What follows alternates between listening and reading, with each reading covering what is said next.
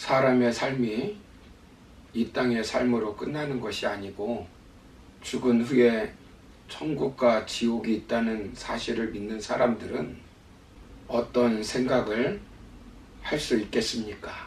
이미 살아서 천국을 체험한 사도 바울은 이렇게 말씀합니다. 고린도 후서 5장 10절을 보시면 이는 우리가 다 반드시 그리스도의 심판대 앞에 나타나게 되어 각각 선악간에 그 몸으로 행한 것을 따라 받으려 함이라 라고 말씀합니다.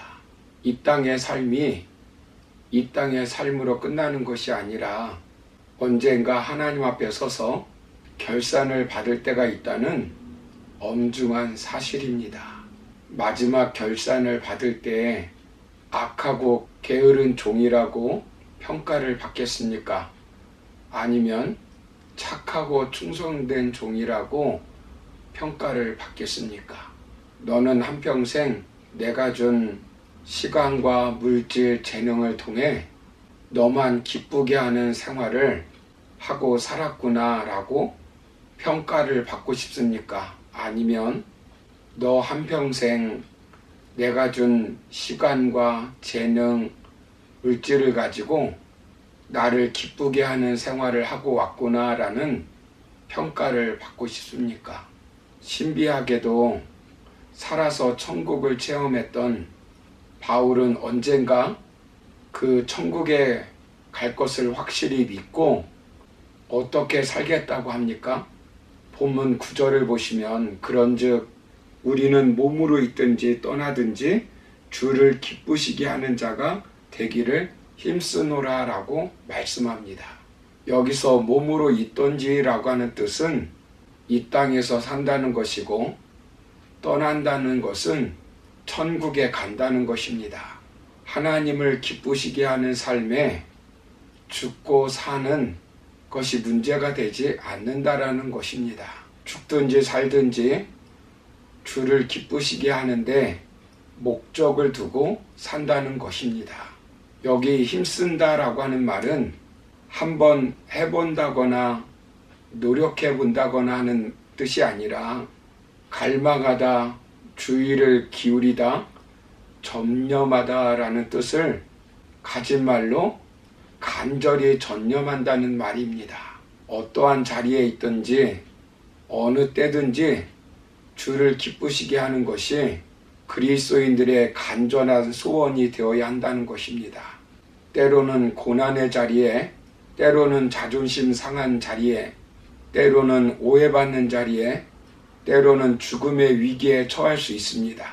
그 모든 고난을 견디는 것도 주님을 기쁘시게 하기 위함이고 죽음 앞에서도 아무런 미련 없이 담대할 수 있는 것도 목표가 주님을 기쁘시게 하는데 있기 때문입니다.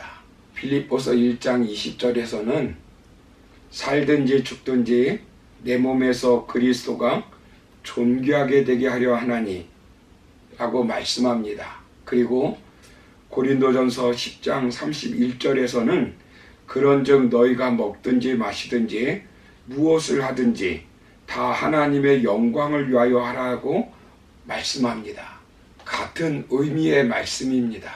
바울이 지향하는 삶의 목적은 바로 주를 기쁘시게 하는 자가 되는 것입니다. 자신의 삶을 통해 주님께 영광을 돌리는 것, 그리스도가 존귀하게 되는 것이 되는 것입니다. 갈라디아서 1장 10절을 보시면 사도 바울은 이제 내가 사람들에게 좋게 하랴 하나님께 좋게 하랴 그러면서 사람들에게 기쁨을 구하랴 내가 지금까지 사람들의 기쁨을 구하였다면 그리스도의 종이 아니니라 라고 말했습니다.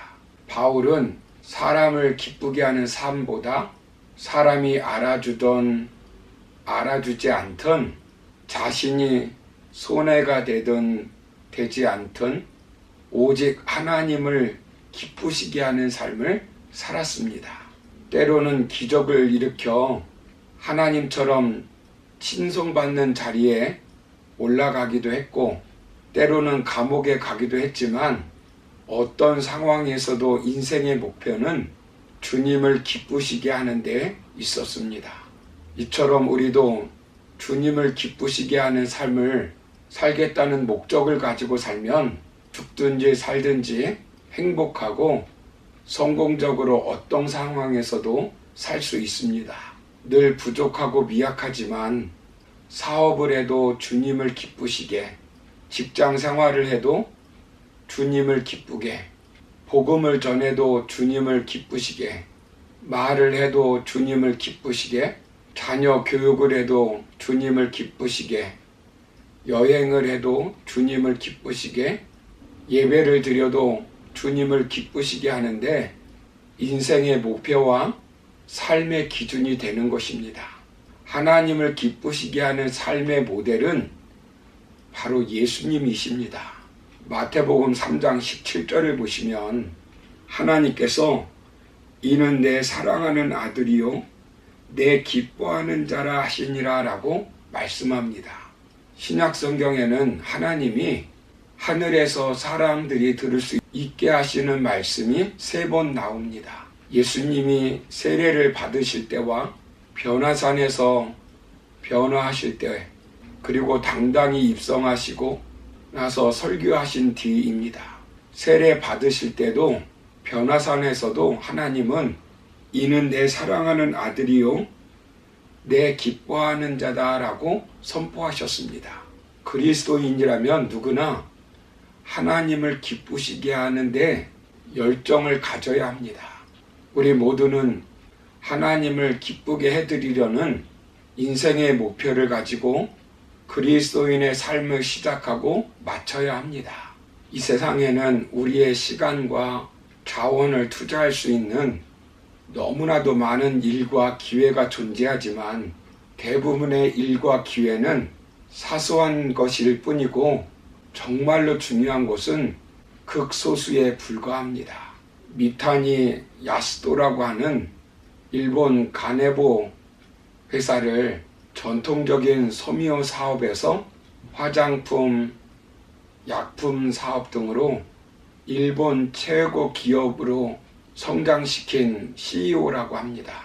그는 말단 사원으로 회사에 들어가서 나중에 회장이 되었고, 회장이 된 다음에는 그 회사를 일본 초일류 기업으로 성장시킨 신화적인 인물이 되었다고 합니다.